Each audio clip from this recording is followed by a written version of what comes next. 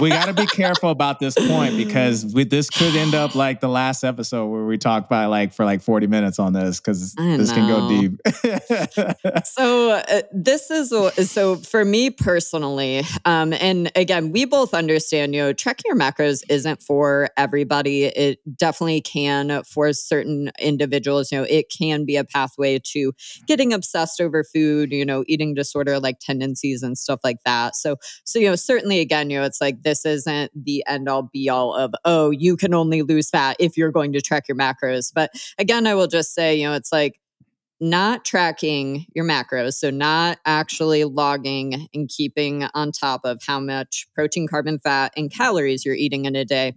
If ultimately we have to be eating less than our maintenance calories and we have to be in a calorie deficit, not tracking your macros when you're dieting is kind of like trying to do, like a home renovation project in the dark without a flashlight. Like we are quite literally bird boxing our way there. And so just understand, it's like the pro or the benefit of tracking your macros is we're just going to get from A to B in a more efficient manner. There's going to be less bullshit. There's going to be less, agony.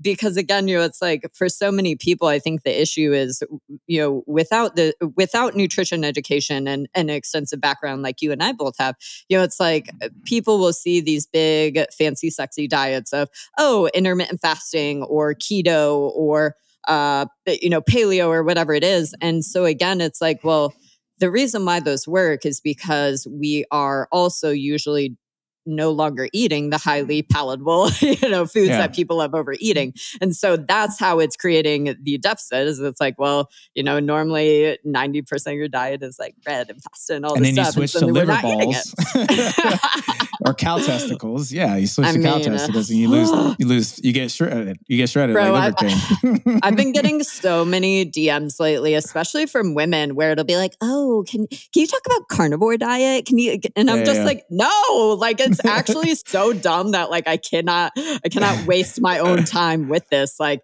I don't know. I'm sorry. I love eating things that are delicious and I don't want to eat just meat. Like that's my, mic drop. You can tell me again. It's like, I think I made this joke in my story the other day because somebody asked and they're like, hey, like, can you talk about doing, like cold plunge and sauna and like the benefits of it? And I was super honest and I was like, listen, you could literally tell me that doing sauna and cold plunge every day would make me like a bajillionaire and I still wouldn't do it because, freaking weenie and I don't want to, right? I don't care what the benefits are. I just like, I don't want it. I don't want, it's like, yeah, I could like dust you in a workout or like bury you in a whatever, but I just don't want to suffer in that way. So I'm not going to do it. Right. Same thing, it's like with these diets, it's so weird because I feel like we just see this like kind of circulation where like something will be super hot and that comes back again. And it almost reminds me of like trending audio on like Instagram Reels where you're like, let's not bring this back. Like, can we keep the horse behind the barn here and like get out? So just understand, ultimately with any of those diets, the reason why they work is at the end of the day, you're eating less calories. But again, it's like, it's just that choice of operations where, hey, if you truly feel like you don't have time to weigh and measure food and track your macros, that's fine. Just know that, if you were working with me or working with Alex or another coach, it's like, if you were tracking your macros, we could get there in a hell of a lot, faster of a time. And so again, it's like, there's no right or wrong, but man, that's the sauce, man. Actually, I wrote a post about this today.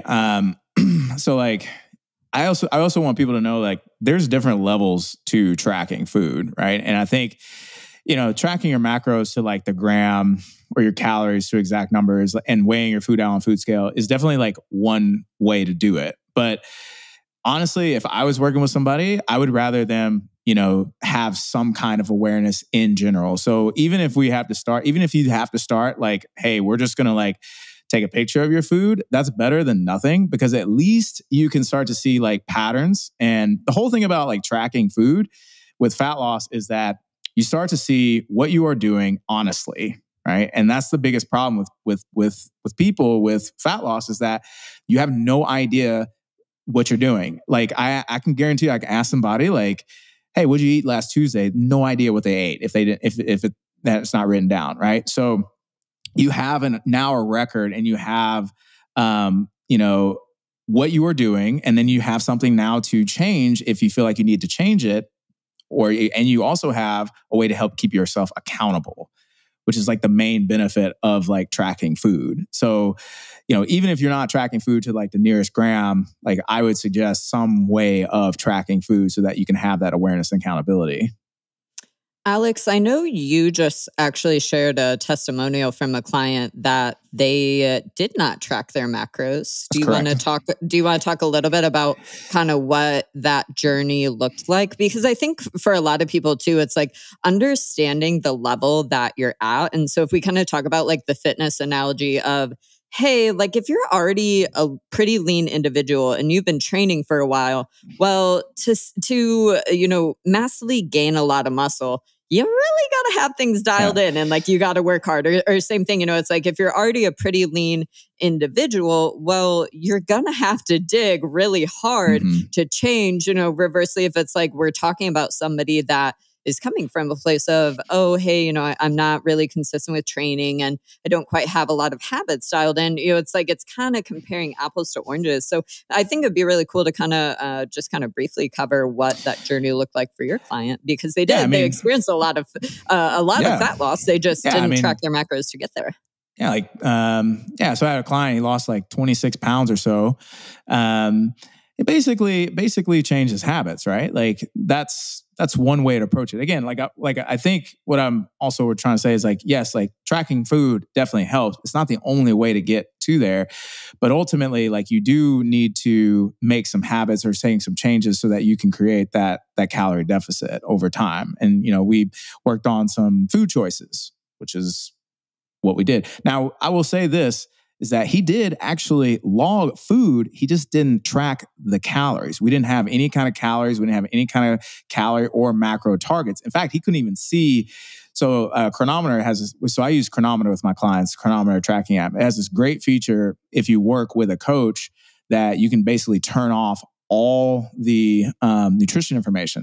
So literally it's just like him writing down what he was eating.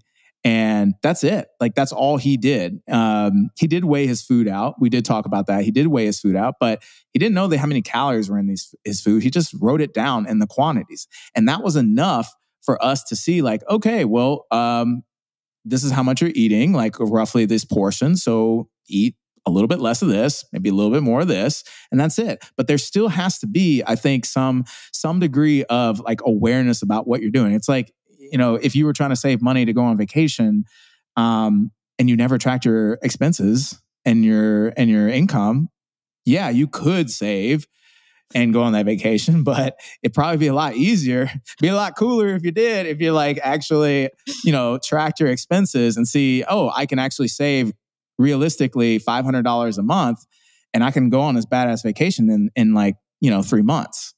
So it's like the FAFO compared to, fuck around and find out.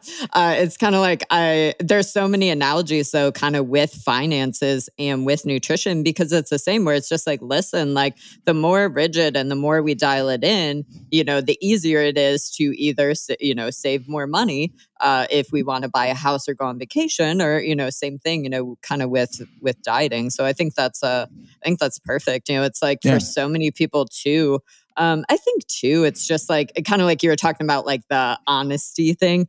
Truly, it's like what gets monitored gets managed. And for so many people, it's like as a nutrition coach, it's always funny because you'll be like, man, like this person is like insert the blank a lot. It's like you might talk to somebody and it's like I used to make this joke actually with dating, but it would be like, man, I always have a red flag whenever the statement comes out of a dude's mouth where it'll be like, yeah, I don't really like drink that much. And then you start hanging out and it'd be like, bro, what? I feel like you've had personal experience with this. Way too many. Because it's like when I say like, yo, I don't drink too much, like it really means like, like once every couple of months, I'll be like, yeah, margaritas with my taco. But it's like, that was a huge like dating red flag for me. It was like, dudes would be like, oh yeah, I don't drink very much. And they'd be like, every time you would talk to them, they'd be like, oh yeah, I'm at the bar. Oh yeah, I'm grabbing a beer while I watch it, whatever. So same thing. It's like it's kind of like that, people's perception of what they're doing versus what they're actually perception doing. Versus reality. Can sometimes be a lot. So I think that's all great.